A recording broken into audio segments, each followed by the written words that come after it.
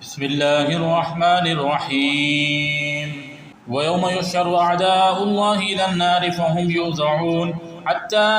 إذا ما جاءوها شهد عليهم سمعهم وأبصارهم وجلودهم بما كانوا يعملون وقالوا لجلودهم لم شهدتم علينا قالوا أنطقنا الله الذي أنطق كل شيء وهو خلقكم أول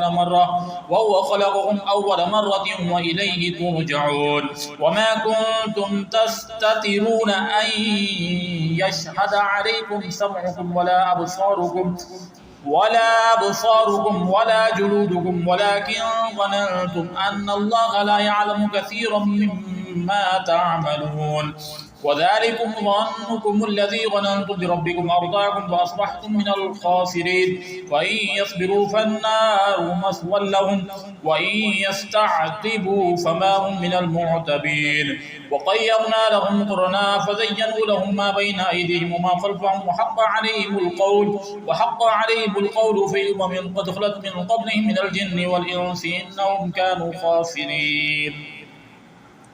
وقال الذين كفروا لا تسمعوا لهذا القرآن والغوا فيه لعلكم تغلبون فلنذيقن الذين كفروا عذابا شديدا ولنجزينهم أسوأ الذي كانوا يعملون ذلك جزاء أعداء الله النار لهم فيها دار الخلد جزاء بما كانوا بآياتنا يجحدون وقال الذين كفروا ربنا أرنا الذين أضلانا من الجن والإنس نجعلهما تحت أقدامنا ليكونا من الأسفلين إن الذين قالوا ربنا الله ثم استقاموا تتنزل عليهم الملائكة ألا تخافوا ولا تحزنوا وأبشروا بالجنة التي كنتم توعدون نحن أولياؤكم في الحياة الدنيا وفي الآخرة ولكم فيها ما تشتهي أنفسكم ولكم فيها ما تدعون نزلا من غفور رحيم ومن أحسن قولا ممن دعا إلى الله وعمل صالحا وقال إنني من المسلمين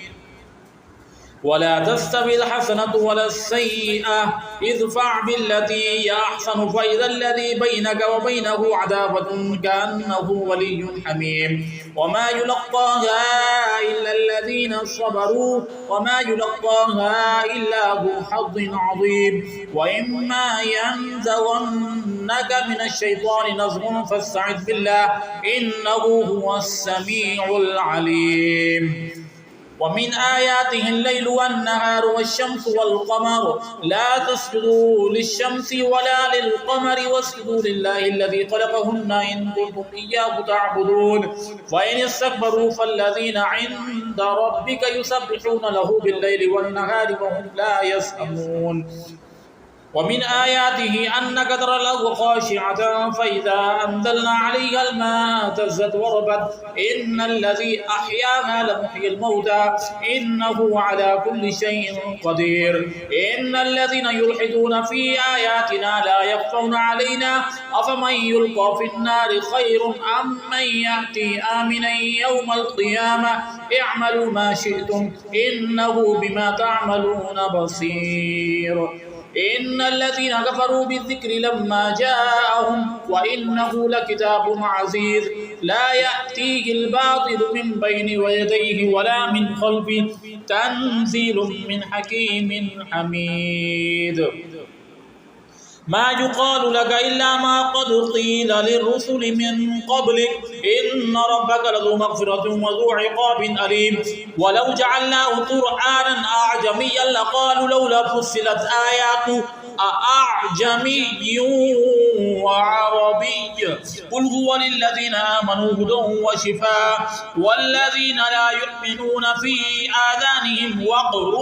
وهو عليهم عمى أولئك ينادون من مكان بعيد ولقد آتينا موسى الكتاب فاختلف فيه ولولا كلمة سبقت من ربك لقضي بينهم وإنهم لفي شك منه مريب من عمل صالحا فلنفسه ومن أساء فعليها وما ربك بظلام للعبيد صدق الله العظيم.